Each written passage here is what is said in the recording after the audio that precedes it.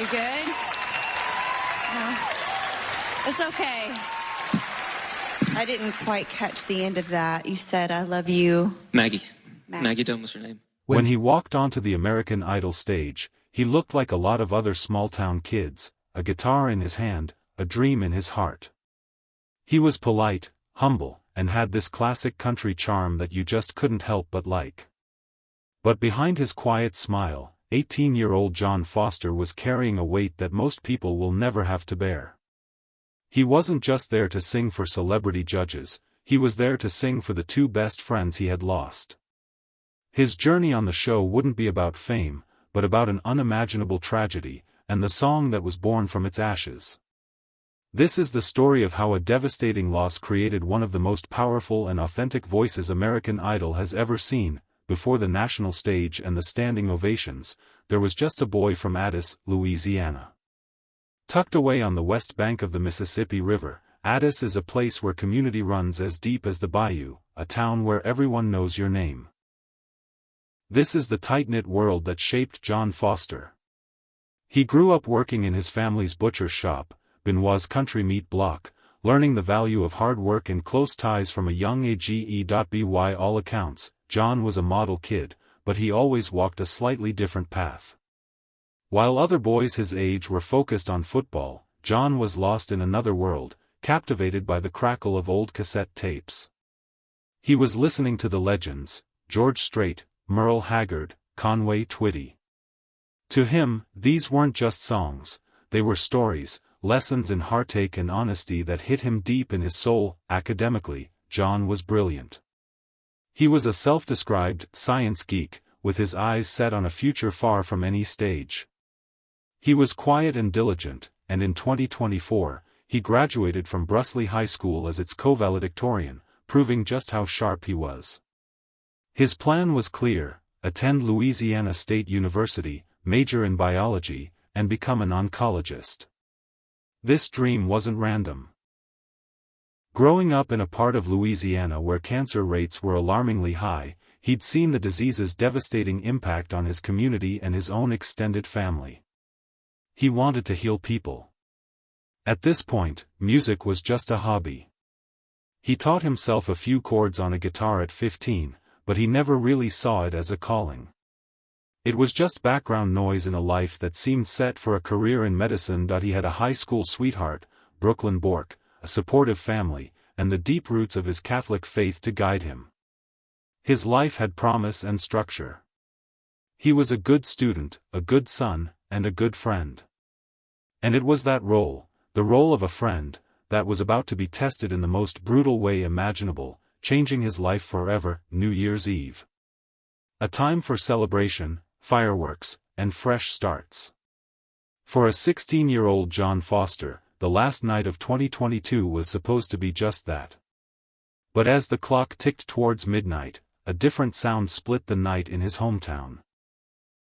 Not fireworks, but the shriek of sirens and the sickening crunch of metal. A devastating car accident ripped the heart out of the Brusley community. The details that emerged were harrowing. A police officer, in a high-speed chase of a suspect in a stolen car, ran a red light.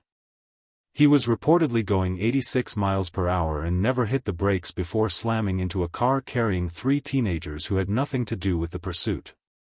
Inside that car were John's two best friends, 17-year-old Maggie Dunn and 16-year-old Caroline Gill. Both were high school cheerleaders, vibrant and full of life. They were killed in the crash.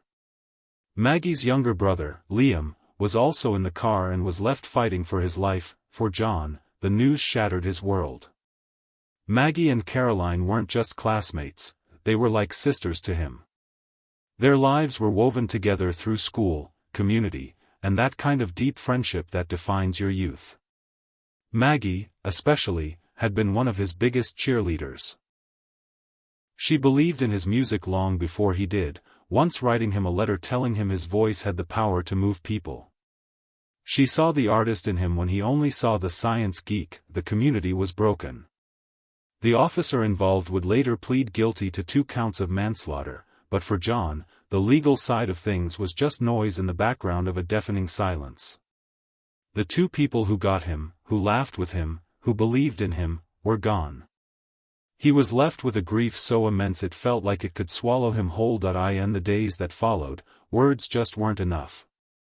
How could they be? But where words failed, music found a way. John later remembered sitting alone by the bayou, guitar in hand, not even trying to write a song, just trying to breathe. And then, the melody came. The words poured out, raw and unfiltered. He described it in a podcast interview. In terms of when I decided that music was my thing, it was absolutely, 1,000,000%, December 31, 2022, the day I lost my friends Maggie and Caroline. It wasn't until that day, when I went through the worst day of my life, when I sat down and wrote that song. He continued, I had tears flowing, my guitar was wet with tears. I was looking at that song and reading it back and thinking, I just did this. The song was, Tell That Angel I Love Her. It was a direct, devastatingly beautiful conversation with God. He called it the most beautiful, yet the most horrific thing he had ever created. It wasn't written for an audition or a record deal. It was a lifeline. Within days, he sent a video of himself singing the first verse to Maggie's mother. The song was born from his darkest moment, but it would soon become a beacon, not just for him, but for millions who had yet to hear his name. Almost 2 years later, John Foster walked into the American Idol audition room. Now 18 and a freshman at LSU, he was still the humble kid from Addis. But he carried something new with him, a story. And tucked away for strength, he carried the letter Maggie had written him all that time ago. Instead of leading with his tragedy, he led with his culture.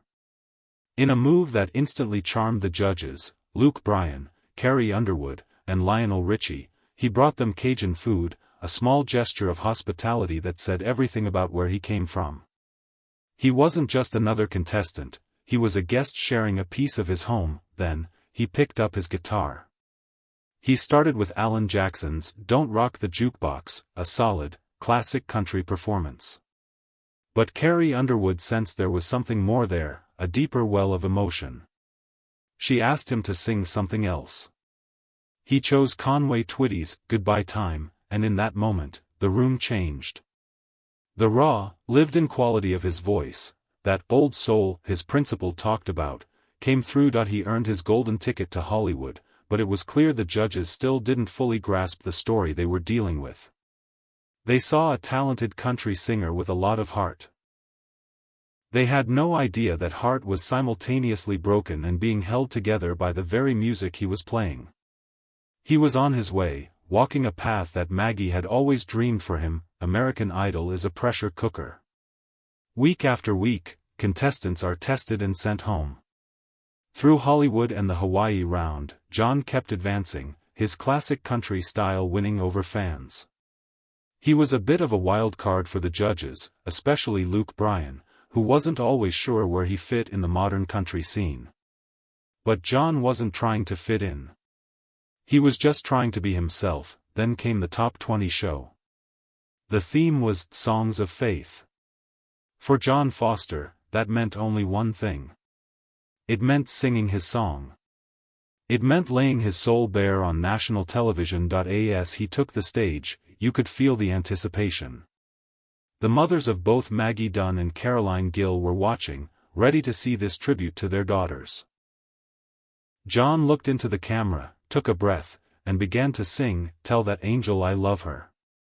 The opening lines were a quiet storm of grief. It's a feeling that I can't explain, deep and endless like the sky. Lord, won't you tell that angel I love her, as soon as you can. The studio fell silent. This wasn't a performance, it was a prayer. It was a young man grieving in front of the world. His voice, usually so steady, trembled with emotion. His hands shook on his guitar. As the song built, so did the heartbreak in his voice, 'cause here the sun will come up, but it won't shine on her skin. And I'd give anything I had to talk to her again. The camera cut to the judges. Luke Bryan sat forward, his face a mask of empathy. Lionel Richie listened with a profound stillness. Carrie Underwood's eyes welled with tears. The lyrics continued, each one a gut punch of loss and love, each tear that falls on my guitar, is a hug from afar. As he sang the final line, his voice cracked.